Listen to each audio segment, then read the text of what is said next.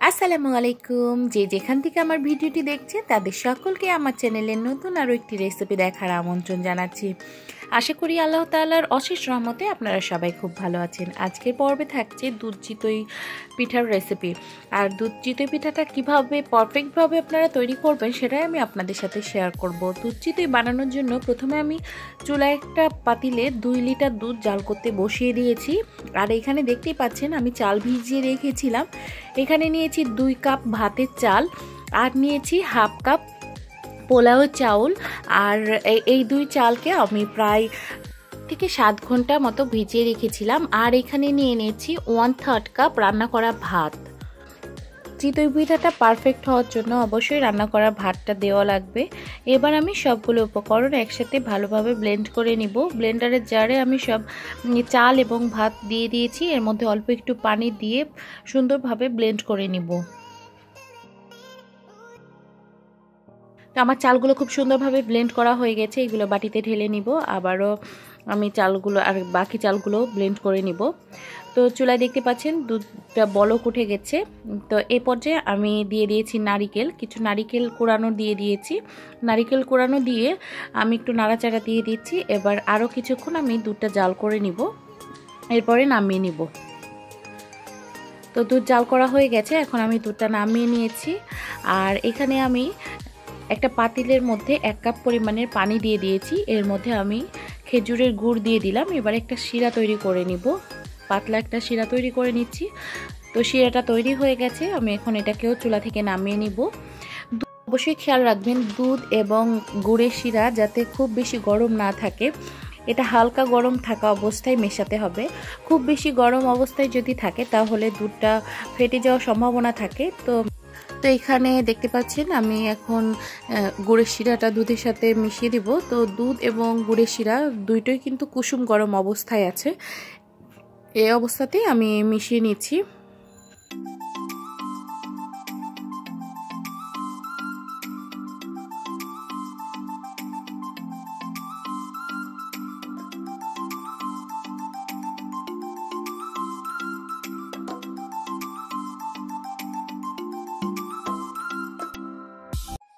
তো দেখতে পাচ্ছেন দুধটা ফেটে যায়নি, কুসুম গরম অবস্থায় মেশানোর কারণে দুধটা ফেটে যায়নি।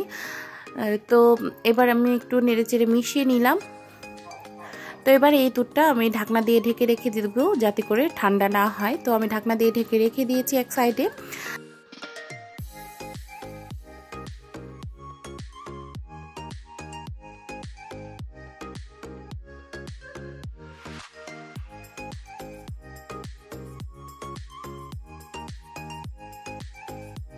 এখন আমি পিঠা তৈরি করে নিব। পিঠা তৈরির জন্য আমি ব্যাটারটা রেডি করে নিব আগে।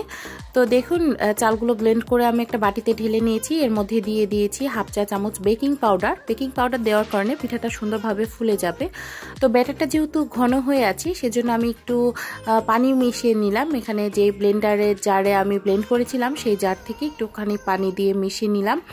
তো আপনাদের আমি পিঠার ব্যাটারের কনসিস্টেন্সিটা দেখিয়ে দিচ্ছি। দেখতেই পাচ্ছেন এটা খুব বেশি ঘন বা খুব বেশি পাতলা হবে না, ঠিক এইরকম অবস্থায় থাকবে। তখন আমি পিঠাটা তৈরি করে নিব। তো আমার পিঠার ব্যাটার তৈরি হয়ে গেছে, এখন আমি পিঠাটা তৈরি করে নিব।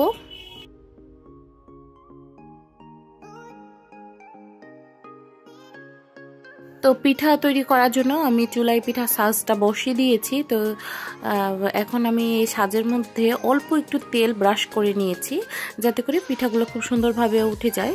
এবার আমি পিঠার ব্যাটারগুলোকে দিয়ে দিচ্ছি,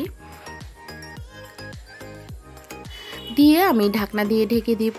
আর মিডিয়াম হিটে আমি পিঠাটা তৈরি করব, চুলার আঁচটা মিডিয়াম থাকবে।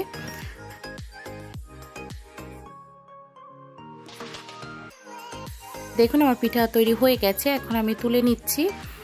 আর খুব সুন্দরভাবেই কিন্তু উঠে আসছে। তো পিঠাগুলো তুলে নিয়েছি আর আপনাদের দেখাই পিঠাটা কত সুন্দরভাবে তৈরি হয়েছে আর কতগুলো ছিদ্র হয়েছে দেখতেই পাচ্ছেন।